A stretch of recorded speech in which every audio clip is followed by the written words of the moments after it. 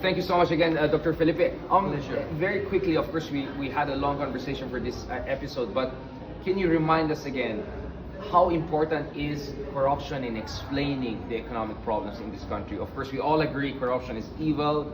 If you're Catholic or Christian, you believe you're going to go hell to it. But from an economy standpoint, empirically, how much does it explain our economic predicament? Much less, Richard, much less than what many people think. Corruption is an ethical issue, and for that it should not be condoned, and it should be stopped. And corruption does not explain the performance of the economy. Actually, a country that is growing at 5 to 6% should be the envy of most countries in the world. When China was growing at 10%, 11, 12%, you think that China was not corrupt? No, nothing to do with that. So we need to continue the fight against corruption, but not because we think that our growth rate is going to double, it's going to go from 5 to 6% to 10%. No, that's a misunderstanding. I mean, Turkey has almost the same corruption score as the Philippines, and yet they're growing 7-8%. And per capita is like 250% out of the Philippines, right? Exactly. Very quickly, also on manufacturing industries, one of the arguments you made a while ago in our long conversation is there is a certain threshold that tells you your economy is healthy.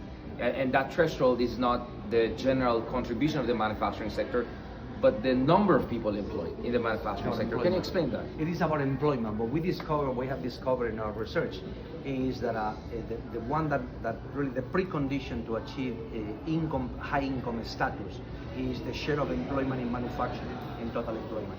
That is what really differentiates advanced economies from developing countries. The difference between all economies in the world in terms of the share of value-added manufacturing GDP is very, very small. It doesn't really explain anything at all. What really explains the performance, and is the excellent, more than that, is a predictor. Is the share of employment in manufacturing. So we picked at 11%, we're single digit. Hong Kong was at 40%. At the time that tells you how bad it is in terms of the creation. And all the advanced economies, minimum 20, if not 30%. So we're 30 to half at most. Correct.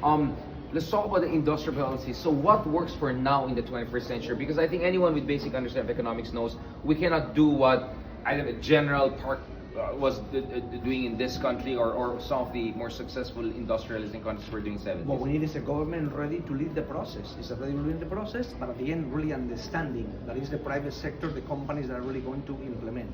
Really, there must be ways to really convince the conglomerates to start diversifying and getting out of not just abandon the activities that they have, but really telling them that you need to manufacture and we need to export, because sooner or later the country is going to pay a big price.